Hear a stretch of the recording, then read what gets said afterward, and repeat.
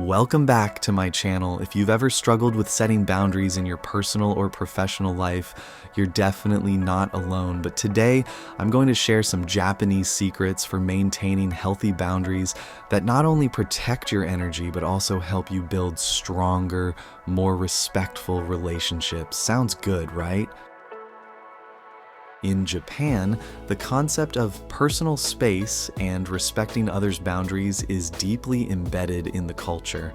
Unlike in many Western societies where directness is often valued, Japanese communication relies on subtlety, politeness, and maintaining harmony in social interactions. One of the most fascinating aspects of this is the distinction between Tatamae and Hanne, two concepts that shape the way people express themselves. Tatamae refers to the public facade, the polite words and actions people use to maintain social harmony and avoid unnecessary conflict. It's what you say in formal settings, in the workplace, or even in casual conversations when you don't want to disrupt the peace. Hanne, on the other hand, represents a person's true thoughts, emotions, and desires, the raw, unfiltered feelings that might not always be socially acceptable to express openly.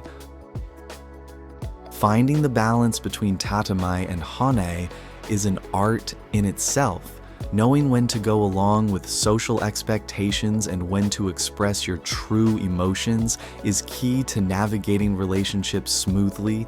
It allows people to coexist peacefully, minimizing unnecessary conflicts while still staying true to themselves. But here's the catch: suppressing Hanne too much can be emotionally exhausting.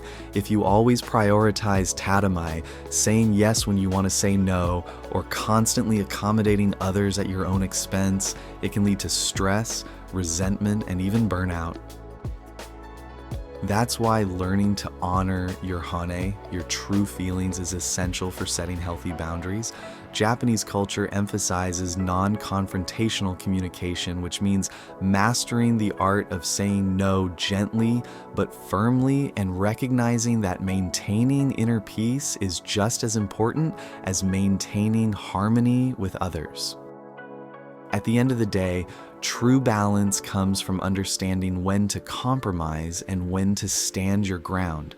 The key isn't to choose between Tatamae and Hanne, but to blend them in a way that respects both yourself and those around you. In Japan, the word no is often avoided in direct conversations. Unlike in some cultures where a firm no is seen as clear and efficient, in Japan, direct refusals can come across as harsh or impolite.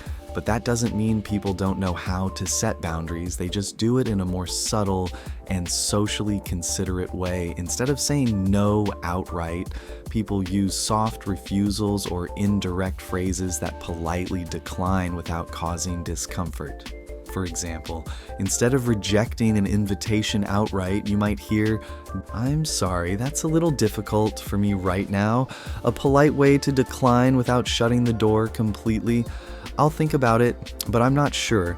A gentle way to say no while keeping the conversation open. "Maybe next time." If there's an opportunity, a refusal that leaves room for the possibility of saying yes later. Here are 3 practical strategies inspired by this approach that you can start using today to set healthier boundaries in your own life. Use indirect language with clarity. One of the key elements of Japanese communication is avoiding direct confrontation while still getting the message across. Instead of a blunt no, try phrasing things in a way that softens the refusal but keeps your boundary intact. Instead of saying, "I can't meet you for lunch," which may sound abrupt or dismissive, try this instead. "I'm really busy today, but how about next week?" Keeps the door open while still declining in the moment. This method protects your time without making the other person feel rejected. It also gives you room to adjust your boundaries based on your comfort level. Set non-negotiable time for yourself. In Japanese culture, personal space is deeply respected, whether in the form of physical space, like quiet train rides, or time for oneself. You can adopt this mindset by blocking out personal time on your schedule and treating it as sacred. Whether it's for self-care, exercise, reading, or just relaxing, set a fixed time in your day that you won't compromise on.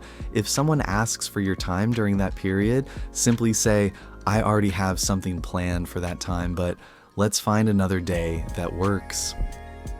The key here is not feeling guilty about protecting your energy. Your time matters just as much as anyone else's. Establish clear communication without apologies.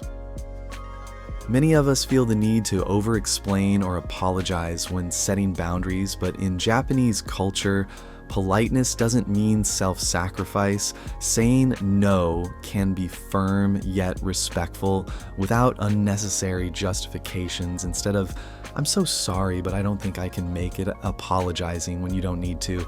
Try this instead. I can't commit to this right now. I have other priorities. Clear, respectful, and guilt-free. You don't owe anyone an explanation for prioritizing yourself. The key is to be polite, direct, and confident in your response. The role of self-awareness in boundaries. If you don't recognize your own needs, how can you communicate them to others? If you ignore your emotions, you might end up saying yes when you mean no. If you push yourself too hard, you risk burnout before you even realize it. Self-awareness helps you tune in to your emotional and physical responses before stress builds up. It allows you to notice patterns, like when certain people or situations consistently leave you drained. In Japan, practices like journaling, quiet contemplation, and mindful observation are common ways to develop self-awareness. By writing down your thoughts and experiences, you can start to recognize what situations or people violate your boundaries the most. Ask yourself, when do I feel most overwhelmed or exhausted? Are there specific people or situations where I struggle to say no? What physical signs like tension, headaches, or fatigue tell me I need a break? When you start listening to your body and emotions, it becomes much easier to recognize the early warning signs that you need to set a boundary. You'll no longer wait until you're completely overwhelmed. You'll notice the small signals and take action before reaching your limit. Feeling anxious about saying yes? That might be your intuition telling you it's not the right decision. Feeling exhausted after a conversation? Maybe you need to create distance from energy-draining people. Feeling guilty for prioritizing yourself? Remind yourself that setting boundaries is an act of self-respect. Here's the truth. When you don't set boundaries, you're not just hurting yourself, you're also affecting the quality of your relationships. If you constantly say yes to things you don't want to do, resentment builds up. And when resentment builds up, it leads to frustration, emotional distance, and even unspoken conflicts. Without boundaries, you might feel drained, overwhelmed, or taken for granted. With healthy boundaries, you feel more energized, present, and emotionally available in your relationships. The people who truly care about you will respect your boundaries because boundaries don't weaken relationships, they strengthen them. They allow you to show up as your best self rather than feeling exhausted, resentful, or emotionally checked out. What's one boundary you've set that made a real difference? Share your thoughts in the comments. I'd love to hear your experience. And if this video gave you something to think about, make sure to like, subscribe, and stick around for more insights. See you in the next one.